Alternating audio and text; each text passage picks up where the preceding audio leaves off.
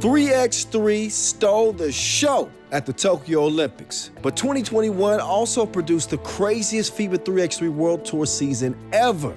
We told you 21 was the year of the 21-point game, right? As we celebrate the World Tour's 10th anniversary, we look back at a remarkable decade of growth for 3x3, from humble beginnings to global sensation. Lehman were written off after failing to win a title in the regular season, but proved their greatness with an epic victory at the Jeddah final. We remember their incredible journey in 2021. It's my favorite part of the year. You know when I can dish out awards and give a few shout-outs. Who better to do it all than yours truly, right? Plus, stay tuned to the end of the magazine for the best plays of the entire season.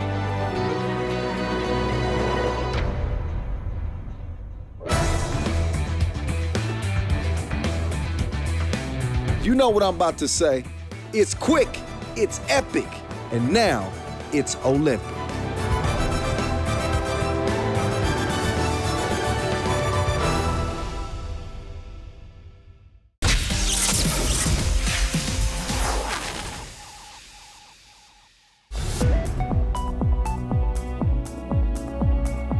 Is he gonna play hero this time?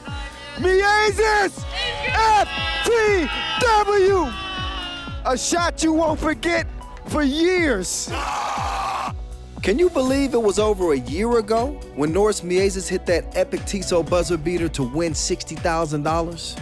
Robin became the lead superhero as Riga broke Lehman's hearts to claim the Jeddah final and ensure 2020 ended with cheer. If you think that was insane, 2021 stepped it up a notch with this World Tour season crazier than a Little Dicky freestyle. Would Powers, Riga, and Lehman continue to set the standard, or will a group of newcomers snatch the torch? Let's find out.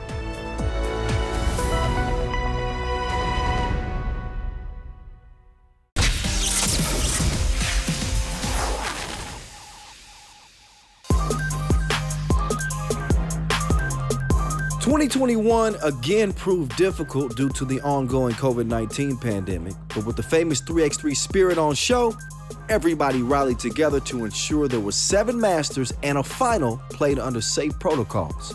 And what a season we had. The tone was set in Doha in the opener, where hot recruit Maxim Kovacevic drained the biggest shot of his career with the Tissot buzzer beater to clinch Amsterdam's first ever Masters crown. How many times do you have to see this man do this before you just wrap him up? You cannot give him a glimmer of hope or he is gonna bury you. The first Dutch team to get it done.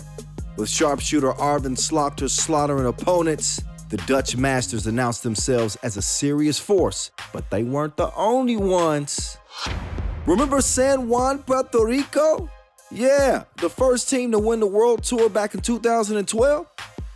San Juan PCI Group outdid Kanye, dropping Donda as the best comeback of 2021 when the 12th seed went all the way in Lausanne. The little monster, Angel Matias, proved he was the best monster since Nicki Minaj on My Beautiful Dark Twisted Fantasy to put Puerto Rico back on the map. That's the shock of the year! Matias! He's gonna haunt Riga for a long time. Riga is done in the quarterfinals. The top of my head is blown off. Having lost the Lausanne Masters final, New Look Oob were hungry and they made a statement with back-to-back wins in Debrecen and Montreal. Their prize recruit Dejan Majstorovic brought his championship pedigree from Novi Sad and proved he was still the maestro, while Strajinja Stojicic ain't just Mr. Robot's little bro. He's a flat-out superstar, people. The twist just kept on coming like an episode of Squid Game. In Prague, Jeddah created history by becoming the first Saudi Arabian team to win a title on the pro circuit. Did you think the Olympic champs wouldn't have a say? 3 months after winning in Tokyo, Riga went back-to-back in Abu Dhabi and Mexico City, where Carlos Lasman is putting on the cake with consecutive MVPs. New stars emerged in 2021 too, none more so than Thibaut Vervoort, who became must-see TV to fuel Belgian newcomers and Verp's rise. Armed with a trio of Olympic silver medalists, Gagarin were finally living up to the hype on the World Tour, with young star Alexander Zverev heating up Mexico City to provide the Russian young guns confidence ahead of the Jeddah final. Individually, 2021 will be remembered for one player, Batman, Carlos Lasmanis. Dude hit that iconic shot to win gold for Latvia and then backed up his growing legendary status by snatching regular season MVP, finishing #1 in scoring and best player value. Spider-Man wasn't the #1 box office hit in 2021, y'all. That man known as Batman got him.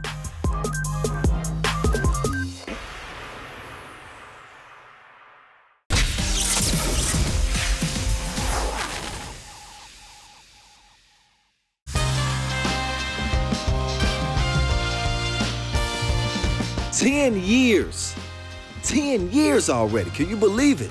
2021 marked a very big milestone for the World Tour and an opportunity to see how much the competition has grown in just a decade to capture the hearts of fans all over the world. Actually, about 11 years ago, I got a call from our late Secretary General and IOC member, Patrick Bowman, asking me to help him with a concept paper for a new discipline called 3x3. Game changed a lot. On the beginning, was way more physical, there was way more contact, elbows was flying around, but the progress is big. From 2013, 2016, they started cleaning the game. How the time is passing, all these 10 years, it's really growing up, and I think that everything is going higher and faster and better and more professional. For the referees, the same. We need to be also competitive for that level and to grow up with them.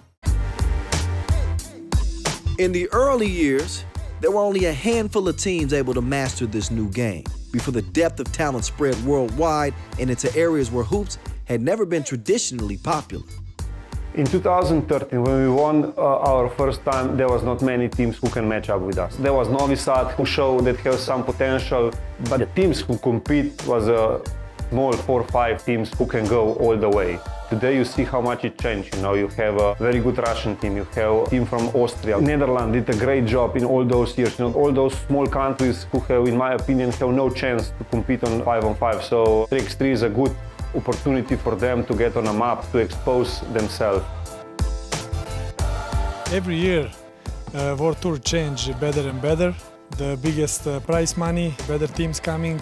It's amazing, to be part of history of 3x3 World Tour. 2013, the teams show up for event with the 4 players who probably practiced 2 days before they went in event. Now it's going more to the professionalization. That's the tournament where all the best teams in the world meet. I think this tournament is even better than the national team competition because you can find the 2-3 best teams from the best countries in the World Tour. 3x3 has been much more than just a game highlighted by setting the standard with gender equity and creative use of historical sites and venues. We have also more girls who is working on the high level.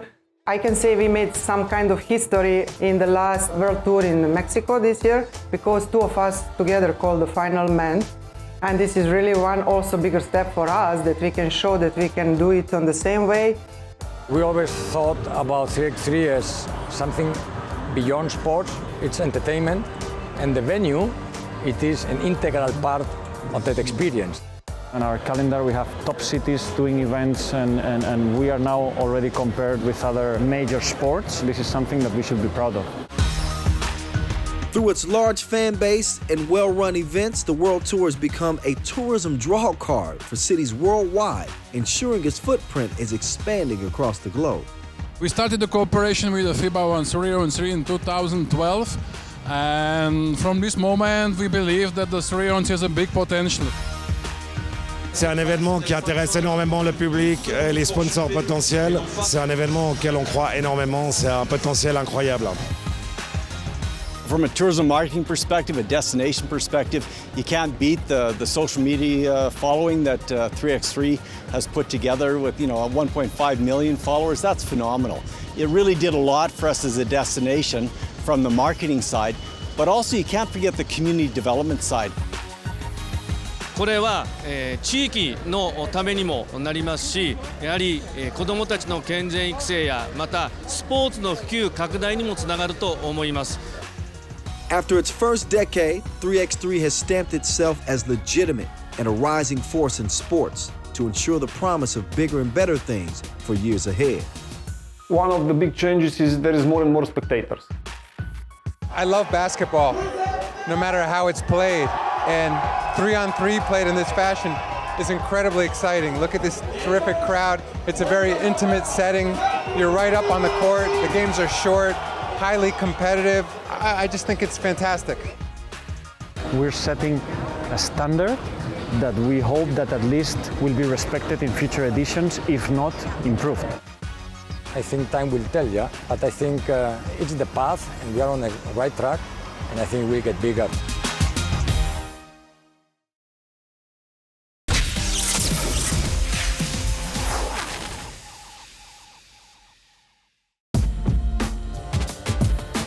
It's time for our yearly tradition, the Kyle Montgomery End of Season Awards. So who were the boys who struck a chord with the voice in 2021? Here's my list. Mr. Clutch has got to be Angel Matias of Team San Juan. The dude had 3 TSO buzzer beaters in Lausanne alone. He was absolutely incredible. But not only that, whenever San Juan needs a bucket, they go to Angel Matias. He's a beast on the inside. He's a consistent, capable shooter from outside. He was the most clutch player I saw on the tour this year. This is a no-brainer for me. This has got to be must-see TV of Team Antwerp representing Belgium. This young kid has taken the tour by storm. I think he's top 3 when we're talking about most potent offensive players. He can beat you with a quick first step. We see him elevate. He will dunk on you, and he will drown you in twos from long range. This dude is the next big thing in 3x3. Look out for must-see TV. He earned a nickname. This is an old school player. Mr. Crossover himself, Dragan Bjelica. One of the filthiest crossovers of the entire season. I didn't even know he still had it in his bag. And you know, it makes me feel good to throw it back a little bit. It's a little bit nostalgia with him coming back and still breaking ankles. I gotta go with the lockdown defender on Lehman's squad as they won the World Tour final this year, Alexander Ratko. I really think he's unsung as a defender. This dude is always taking the most dangerous defensive assignment. He's always got his hand in the cookie jar. He's got a non-stop motor. Anybody who's trying to get past him, they are gonna have a hell of a time. Ovičius Vedanauskis came to mind after a 5-year absence. The Lithuanian joining Team Jeddah this year. He came back with a bang. He looked really good. It was good to see him back. But I gotta go with Dejan Majstorovic. It was funny to see how much better Dejan was this year because he had a big drop-off, and even he admitted it. 2020 wasn't his best year. 2019 was just okay for him. But he was reborn with Team UB this year. At 33 years old, the Maestro looks like he's 23 years old. So I think we're gonna be saying string music for a long time coming. Now this is the award I gotta give to Strahinja Stojicic. Strahinja Stojicic is so athletic. He's got great length and he just attacks the rim fiercely. I would not want to stand in the way of him full steam ahead heading to the rim. We call him Slaughterhouse Arvin Slaughter. This dude is an active shooter. He is a hired gun on that Amsterdam team. Automatic. You leave him open from Tulane, it's a layup. He was wet all season, and he is my Nobel two-piece prize winner in 2021. I'm big on Antwerp. This team, again, took the league by storm. Nobody saw the Belgians coming, doing it on the Pro Tour. We saw what they did at the Olympics. This is a team that is loaded 1 through 4, and in the next couple of years, this is gonna be a team that's really contending to win World Tour final titles. They were this close this year, they knocking on the door. Carlos Lasmanis, regular season MVP, top scorer, top 3 in player value. Batman is just an absolute monster. Back-to-back MVPs, Abu Dhabi, Mexico City. The eye test tells you that he's the best player in the game, and the stats also tell you he's the best player in the game. Hell of a year for Carlos Lasmanis. Batman is only 27, 28 years old.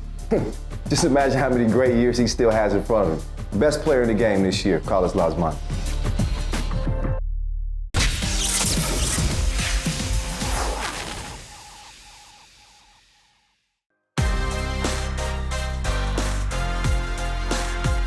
After a totally unpredictable regular season that saw 4 first-time Masters winners in 7 events, the top 12 teams in the standings fought for 3x3's biggest prize in Jeddah, which again played host after last year's unforgettable decider. 12 teams in the field had genuine title ambitions, as the draw featured 8 teams who already won a Masters before and 10 of the 12 Olympic medalists.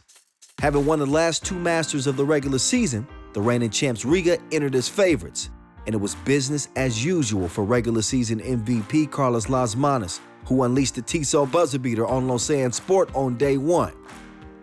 But the Latvians' incredible 2021 ended in the quarters when rival Gagarin proved too good in a rematch of the Tokyo Olympics final. The upsets kept on a-coming when number 2 seed Ub had the plug pulled out by the hottest show on TV, to Boat Vorvort, as Antwerp eyed their first ever title on the World Tour. But the Belgians couldn't break their semifinal curse to fall short against the pumped-up Lehman, who were desperate for silverware after a long drought. Mihailo Vasic showed off his brute strength in the paint, while Nebojša Kilian was in kill mode as Lehman turned off must-see TV. But don't worry, to Boat Vorvort, he's going to be back in prime time in 2022. The Serbs faced a date in the decider with Gagarin, who overcame Amsterdam Talent and Pro in a dramatic semifinal.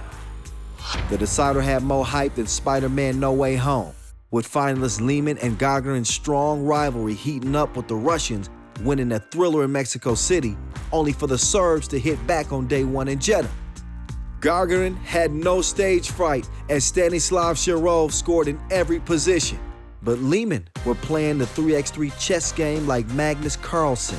Ending their Jeddah horror from 12 months earlier, Lehman ran away with the title, with sniper Stefan Kojic on target like infrared, before Nebojša Kilian finished the game before the limit.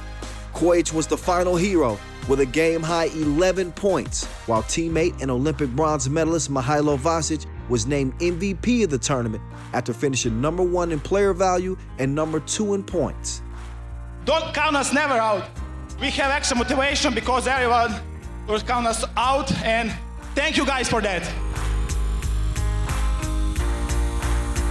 Going home $60,000 richer, Lehman issued a timely reminder of their greatness. So how did the team recover from a traumatic World Tour Final 2020 loss and going winless in the regular season for the first time in 5 years? We sat down with them just 1 hour after the prize ceremony to find out.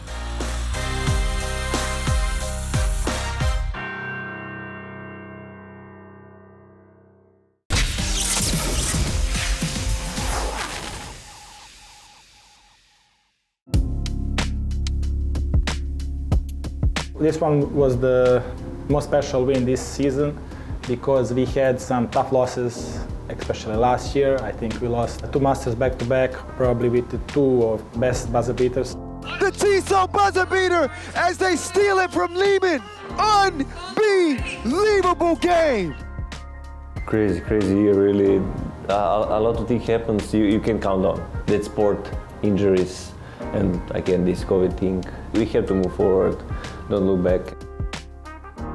At the beginning of this year, the main focus for me was Olympic Games. I just wanted to be part of the team and to be first Olympics that has 3x3 as a discipline.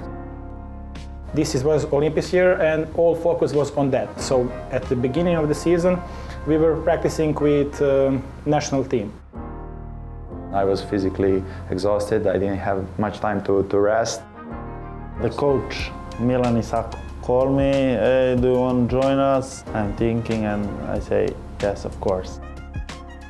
He got into the team on the good way and he found himself. In the beginning of the season, he was a little bit nervous when we hang out, but now he relaxed. They told me, if somebody injured, you can play. And first tournament in Doha, Stefan Stojacic broke the nose and I must play.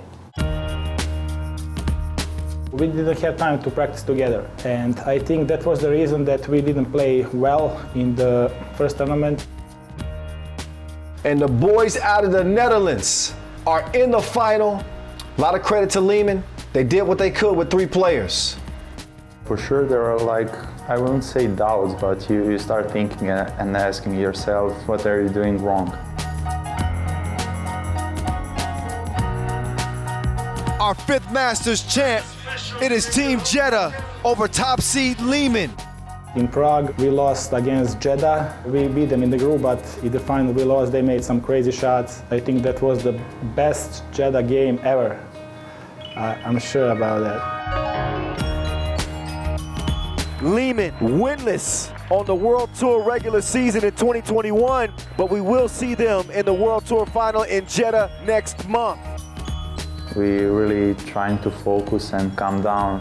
You cannot think about the things that happened before. You have to reset your mind and just to be present. We sit after the Mexico and we said to each other, let's try to practice the hardest we can. We now have a chance to practice that we didn't have during the season, and we practice for a month and a half, 5 times a week.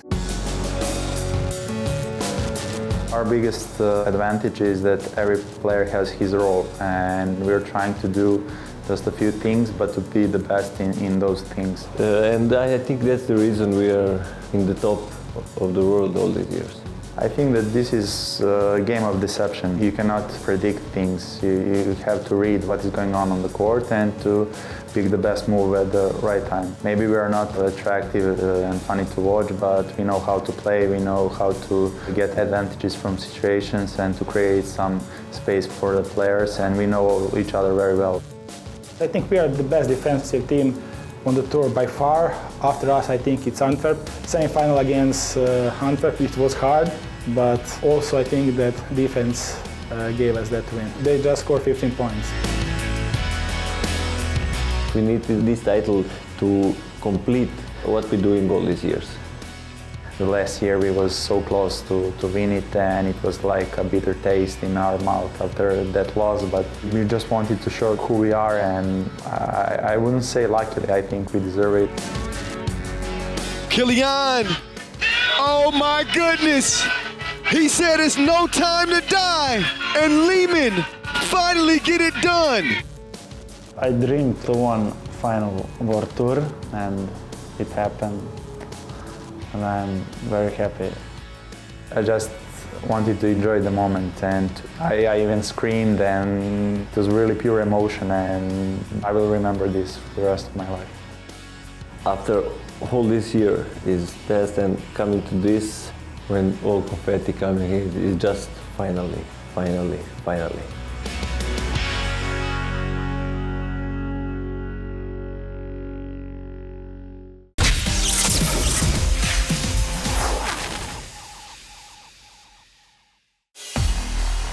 At number 5, talk about a sweet 1-2 punch. Zigimantas Simonas set the table, and Sharunas Beniusis feasted in a picture-perfect play in Montreal. 4th up, Flight KLM had a crash landing as King West said, "Not in my house," in the Olympic capital. King West, show that man some love. In at number 3, get out the way, because Luis Pelacoco Hernandez came back to take what was his. He just deflated his Wilson. He hit him with the gangster slap. At number 2, my guy still got it. Dragan Bielica, AKA Mr. Crossover, adding a couple more ankle bones to his collection at the Prague Masters. Ooh-wee. He's like a snake. He lulls you to sleep, and then he strikes. Next thing you know, your ankles is loose. Taking out the top spot. It's not just one play. It's the best example of how quick, unpredictable, and spectacular 3x3 is. From a beautiful alley-oop to a cold-blooded Tissot buzzer beater, courtesy of Kostya Mushidi, it's the insanity of that Ahinder Stam Novi Sad ending in Lausanne. Mushidi slicing their hopes like a machete. It's done as they send Novi Sad home. And how about that? All the way from the qualifying draw to day 2. The FIBA 3x3 World Tour is back in 2022 for season number 11. And we can already tell you, this will be the most powerful and unpredictable 11 since Stranger Things. 3x3 will continue to break the barriers between sports and entertainment, and I'll be your captain for an amazing year that will also see the return of the FIBA 3x3 World Cup after a 3-year absence, coming your way in June in Antwerp, Belgium. Remember, you can always follow #3x3WT on FIBA 3x3 social media channels on YouTube, Facebook, Twitter, Instagram, TikTok, and Twitch.